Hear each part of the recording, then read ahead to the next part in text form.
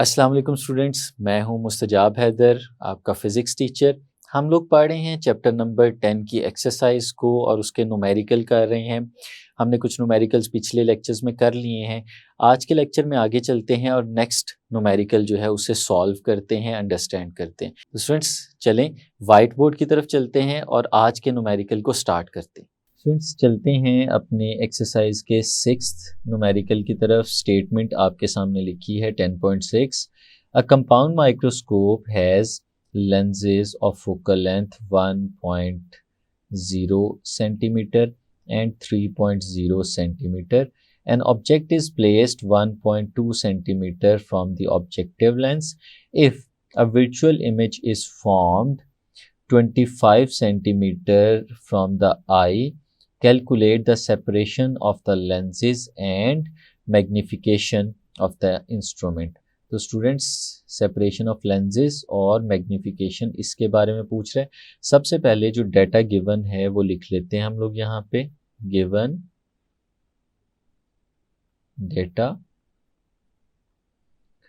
Friends data जो given है उसको अंडरस्टैंड करना बहुत ज़रूरी है। A compound microscope has lenses of focal length 1 centimetre and 3 centimetre. दो लेंस हैं और एक 1 सेंटीमीटर फोकल लेंथ का है और एक 3 सेंटीमीटर फोकल लेंथ का है।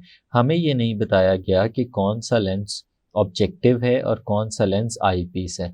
तो स्टूडेंट्स हमें अपने प्रीवियस नॉलेज से ड्यूरिंग द चैप्टर हम लोगों ने ये चीज़ सीखी थी कि वो वाला लेंस जिसकी फोकल लेंथ कम होती है कंपाउंड माइक्रोस्कोप के अंदर वो ऑब्जेक्टिव होता है, और जो आई पीस होता है उसकी फोकल लेंथ ज़्यादा होती है।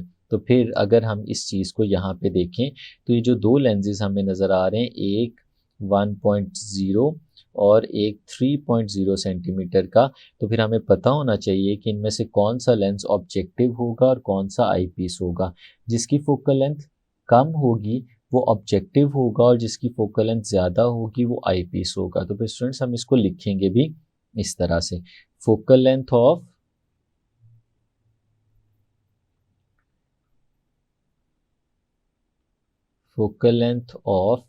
Objective.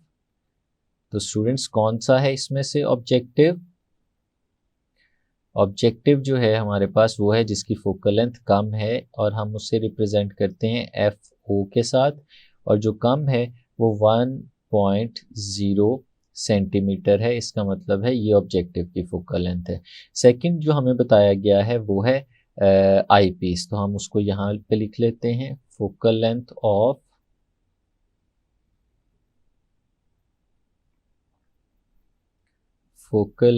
Of eye piece.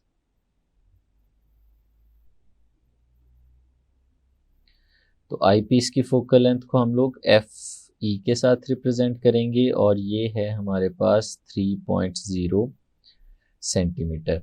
An object is placed 1.2 centimetre from the objective lens. जो ऑब्जेक्टिव लेंस से इमेज ऑब्जेक्ट का डिस्टेंस है वो हमें बता दिया गया, तो हम इसको लिख सकते हैं distance of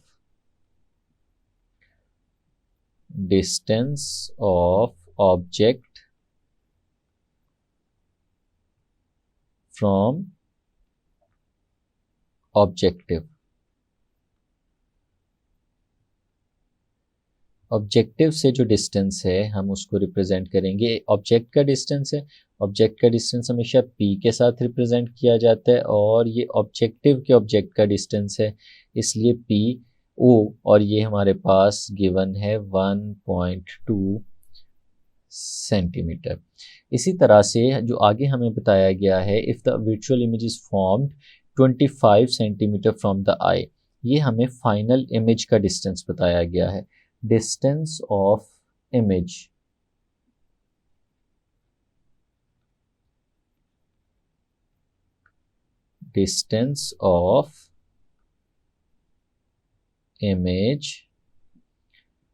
from I piece. और स्टूडेंट्स इसे हम लोग रिप्रेजेंट करेंगे क्यू ई के साथ, और इसकी वैल्यू जो है वो है हमारे पास 25 सेंटीमीटर। तो स्टूडेंट्स आगे चलते हैं और वो चीज़ें यहाँ पे मेंशन करते हैं जो हमें फाइंड आउट करनी है, उनको हम लोग यहाँ पे लिखेंगे हेडिंग के अंदर। तो ये कैलकुलेशंस हम लोग करने जा रहे हैं टू फाइंड, क्या फाइंड आउट करना है स्टूडेंट्स, हमसे पूछा गया है कि the separation of the lenses. पहली चीज़ जो हमें फाइंड आउट करनी है वो है सेपरेशन ऑफ लेंसेज।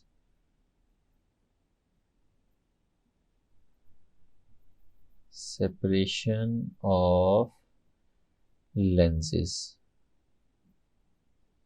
और स्टूडेंट्स हमें पता है कि इसे रिप्रेजेंट किया जाता है कैपिटल एल के साथ। और जो दूसरी चीज़ हमें फाइंड आउट करनी है यहाँ पे वो है the magnification of the instrument. Magnification हमें फाइंड आउट करनी है।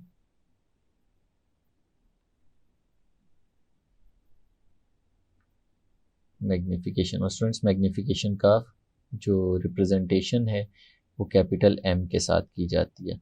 तो स्टूडेंट्स आगे चलते हैं और कैलकुलेशंस की तरफ आते हैं।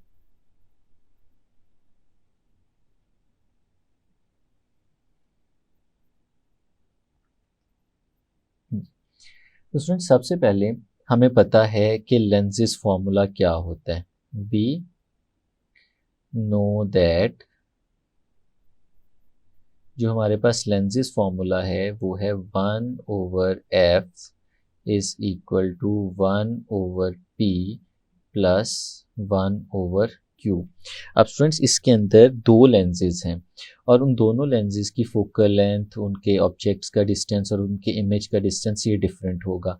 तो हम यहाँ पे ऑब्जेक्टिव को यूज़ करेंगे या आईपीस को यूज़ करेंगे उसका फैसला बाद में होगा। पहले हमें ये देखना पड़ेगा कि असल में इसकी जो रे डायग्राम है वो किस तरह से बन रही होगी। स्टूडेंट्स हमें पता है कि रे डायग्राम अगर बनानी हो तो सबसे पहले हम लोग प्रिंसिपल एक्सिस लेते हैं, जैसे कि यहाँ पे मैंने ले लिया। इस प्रिंसिपल एक्सिस के अंदर सबसे पहले हमारे पास एक लेंस होता है जो यहाँ पे हम लोग कन्वेक्स लेंस की फॉर्म में बना रहे हैं, और ये वो लेंस है जो हमारे ऑब्जेक्ट के करीब है। लेट्स सपोज इसकी जो फोकल लेंथ है उसके दोनों साइड्स वाले पॉइंट्स हम कुछ इस तरह से लिख लेते हैं। अब हमारा लेट्स सपोज जो ऑब्जेक्ट था वो इस फोकल लेंथ से कुछ फासले पे यहाँ पे इस जगह पे पड़ा हुआ था। अब स्टूडेंट्स हम लोगों को इस चीज़ का पता है कि ये जो लेंस है क्योंकि ये ऑब्जेक्ट के करीब है इसलिए हम इसे ऑब्जेक्टिव कहते हैं। तो ये जो यहाँ से लेके यहाँ तक इस वक्त हम लोग मेंशन कर रहे हैं ये हमारे ऑब्जेक्ट का डिस्टेंस है ऑब्जेक्टिव लेंस से, और ऑब्जेक्ट के डिस्टेंस को हम लोग p के साथ रिप्रेजेंट करते हैं, और क्योंकि ये ऑब्जेक्टिव के साथ है इसलिए हम लोगों ने इसे p0 लिख दिया। अब स्टूडेंट्स इसका इमेज किस तरह से बनेगा, हमें पता है कि हम एक पैरेलल रे ऑफ लाइट लेते हैं जो हमारे इस ऑब्जेक्ट से चलेगी और बिल्कुल पैरेलल टू प्रिंसिपल एक्सिस जाएगी लेंस के सेंटर तक, और फिर वहाँ से ये हमारे फोकस पॉइंट में से पास करेगी और आगे की तरफ चली जाएगी।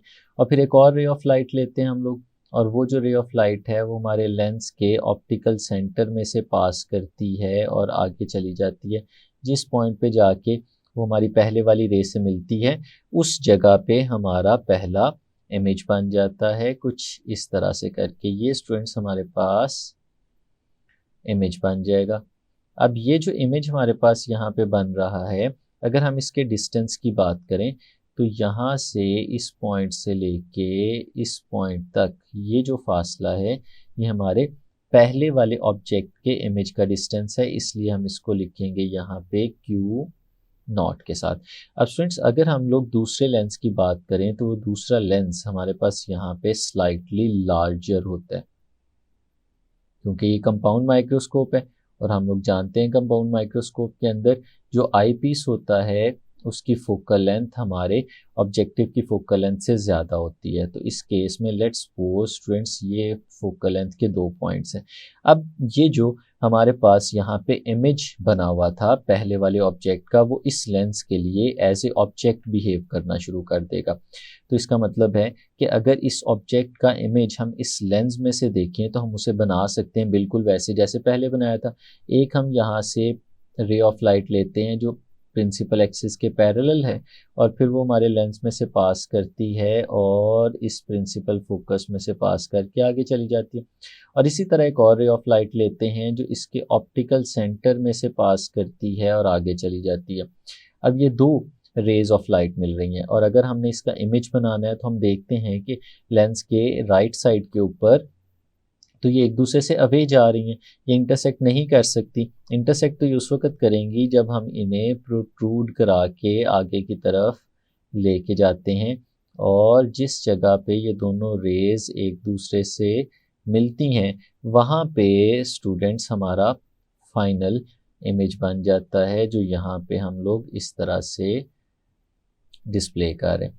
अब स्टूडेंट्स अगर हम लोग इन डिस्टेंसेस को यहाँ पे भी देखें, अब ये जो हमारे पास इस वक्त पहले वाले लेंस से बनने वाला इमेज था वो दूसरे वाले लेंस के लिए तो ऑब्जेक्ट है, तो इसका मतलब है कि अगर उसके डिस्टेंस को लेंस के साथ मेजर किया जाए तो ये इस लेंस के लिए ऑब्जेक्ट का डिस्टेंस कहलाएगा और जो ऑब्जेक्ट का डिस्टेंस है उसे p के साथ रिप्रेजेंट करते हैं और ये p e कहलाएगा क्योंकि ये आई पीस के ऑब्जेक्ट का डिस्टेंस है। और इसी तरह ये जो हमारे पास फाइनल इमेज बना है अगर हम इसकी बात करें तो ये यहाँ पे हमारे पास इमेज का डिस्टेंस होगा और ये किसके लिए होगा, ये आई पीस के लिए होगा यहाँ पे हमारे पास। तो स्टूडेंट्स ये हमें मिल गया। अब जो हमसे पूछा गया वो एक ये भी है कि इन दोनों लेंसेज के दरमियान कितना फासला है, यानी एक लेंस अगर यहाँ से देखें हम उसका सेंटर और दूसरे लेंस का सेंटर यहाँ पे देखें तो इन दोनों के दरमियान डिस्टेंस जो कि L के साथ रिप्रेजेंट किया गया है वो कितना है, हमें ये भी फाइंड आउट करना है। अब स्टूडेंट्स अगर इधर देखें तो अगर हमें L फाइंड आउट करना है तो L इस फिगर में देख के हमें नज़र आ रहा है कि ये जो L है ये बेसिकली सम है हमारे पास Q0 का और PE का। हम इन दोनों को ऐड करते हैं तो फिर हमें L मिलता है, L फाइंड आउट कर सकते हैं। तो स्टूडेंट्स अगर हमें ये फिर L फाइंड आउट करना है तो पहला काम ये है कि Q0 फाइंड आउट कर लिया जाए और दूसरा काम ये है कि PE फाइंड आउट कर लिया जाए। तो इनको अलग-अलग से फाइंड आउट करने के लिए हमें अलग अलग से ये लेंसेज फार्मूले यूज़ करने पड़ेंगे। तो स्टूडेंट्स सबसे पहले हम ये लेंस का जो फार्मूला है इसको यूज़ करते हैं ऑब्जेक्टिव के लिए ताकि हम लोग Q0 फाइंड आउट कर सकें। तो उसके लिए फिर ये जो लेंस फार्मूला हमने यहाँ पे लिखा था इसको हम इन टर्म्स ऑफ ऑब्जेक्टिव लिखते हैं। ये हमारे पास आ जाएगा FO, ये हमारे पास आ जाएगा PO और ये हमारे पास आ जाएगा QO और यहाँ से हम लोग फिर स्टूडेंट्स फाइंड आउट कर सकते हैं वो चीज़ें जो हमें फाइंड आउट करनी है। फॉर एग्जांपल अगर इस फॉर्मूले को हम लोग थोड़ा सा रीअरेंज करें और रीअरेंज करने में हम लोग Q0 फाइंड आउट करें तो Q0 किसके इक्वल आएगा, हमारे पास 1/f0 ये लिखा हुआ है और ये प्लस का 1/p0 है। अगर इसे उठा के दूसरी तरफ ले जाएं तो ये माइनस हो जाएगा, माइनस का 1/p0, ये कुछ इस तरह का रिलेशन आ जाएगा।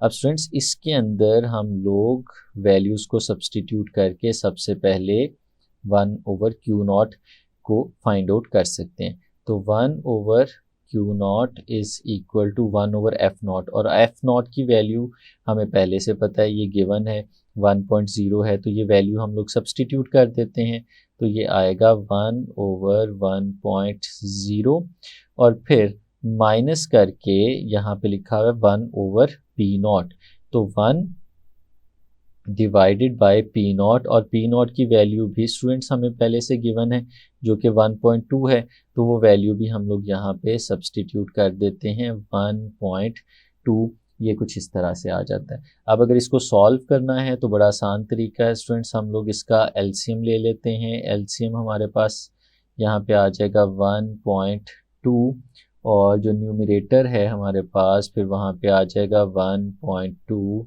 -1, इस तरह का रिलेशन आ जाएगा।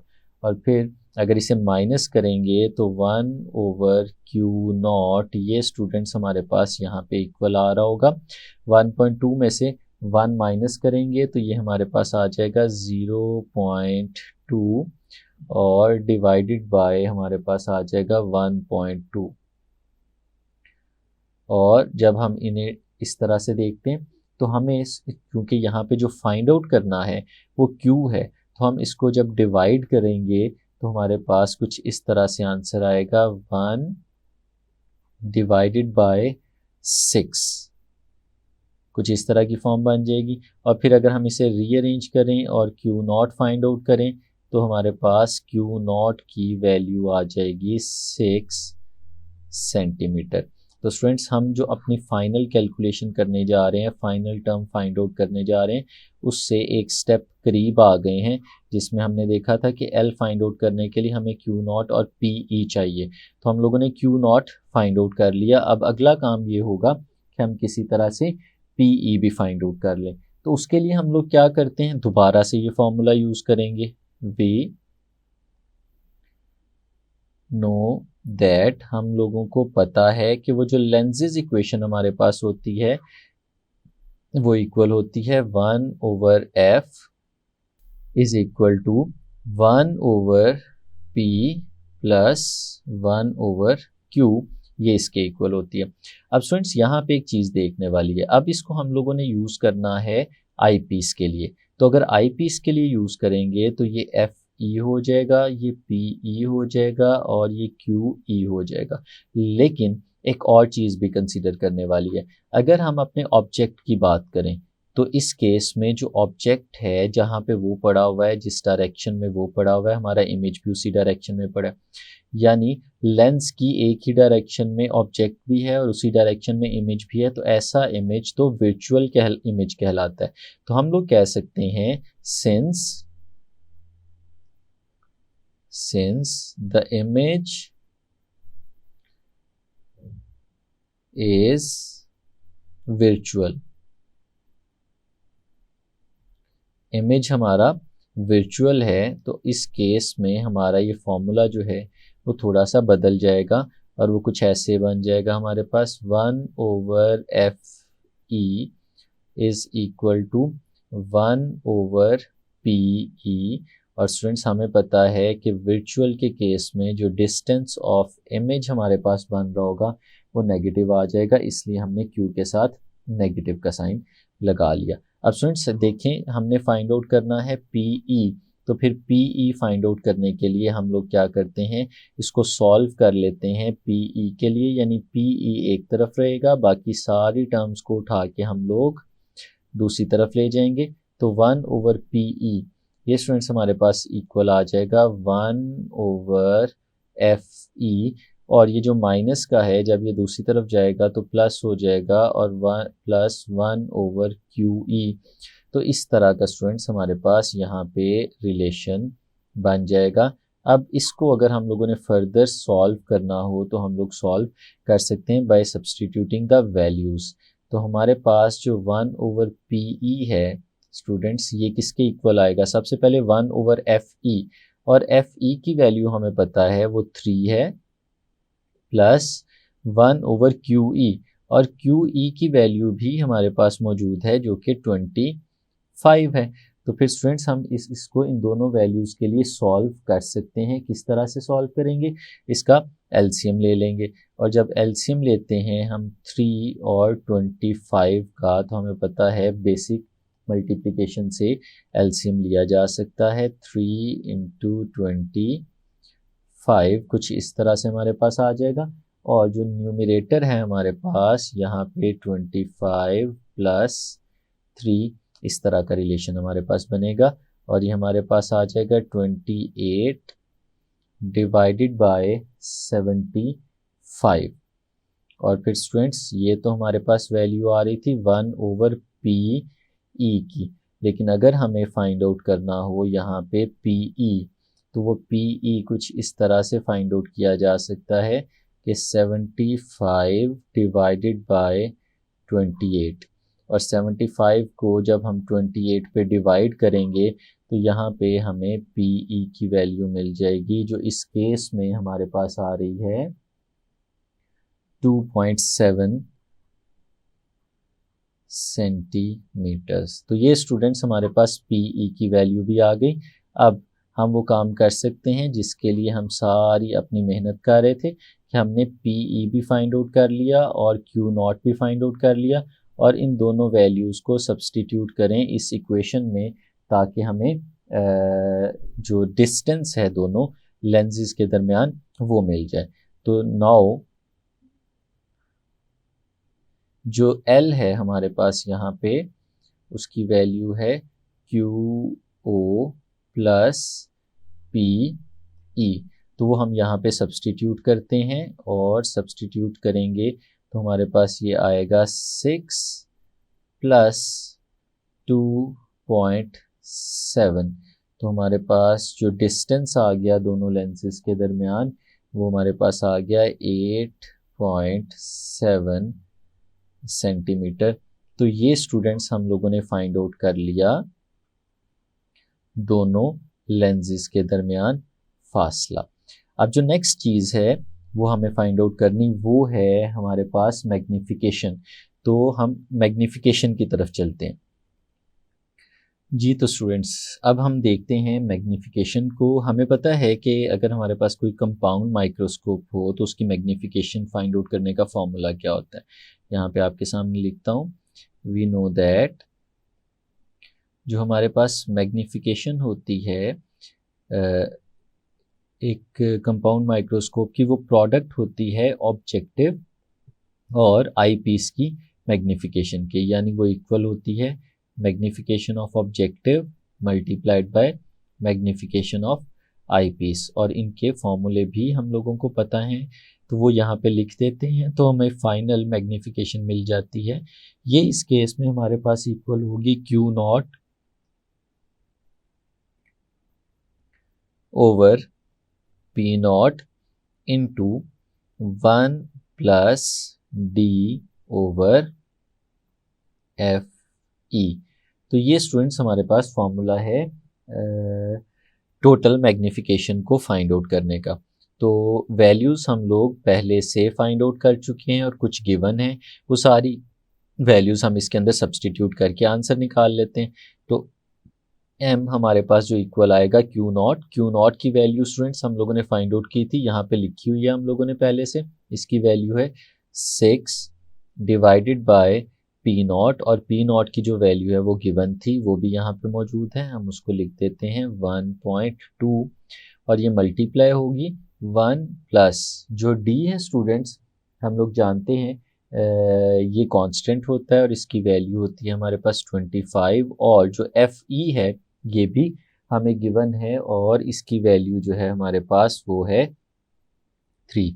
तो स्टूडेंट्स हम इसे सिंप्लीफाई कर लेते हैं। सिंप्लीफिकेशन में हमारे पास आएगा 6 डिवाइडेड बाय 1.2, और यहाँ पे हम अगर एलसीएम ले लेंगे तो 3 इंटू 3 प्लस 25। तो ये हमारे पास मैग्नीफिकेशन कुछ इस तरह से आएगी 6 divided by 1.2 into 28 divided by 3। और फिर स्टूडेंट्स जब हम इसे सॉल्व करेंगे फर्दर, तो हमारे पास मल्टीप्लिकेशन है बेसिकली, और उस मल्टीप्लिकेशन में हम लोग जब इन्हें मल्टीप्लाई करते हैं 6 को 28 से और डिवाइड करते हैं 1.2 से और उसके बाद 3 से, तो हमारे पास जो आंसर आता है वो 46.66 आता है, जिसको हम राउंड ऑफ करके तकरीबन अप्रॉक्सीमेटली 47 कह सकते हैं। तो स्टूडेंट्स ये है हमारे पास इस ऑप्टिकल इंस्ट्रूमेंट की टोटल मैग्नीफिकेशन, कंपाउंड माइक्रोस्कोप जो हम लोगों ने यूज़ किया उसकी मैग्नीफिकेशन। तो स्टूडेंट्स ये था आज का न्यूमेरिकल, यकीनन आपको समझ आया होगा। नेक्स्ट न्यूमेरिकल इंशाल्लाह नेक्स्ट लेक्चर में सीखेंगे, तब तक के लिए इजाज़त दीजिए। अल्लाह हाफिज़।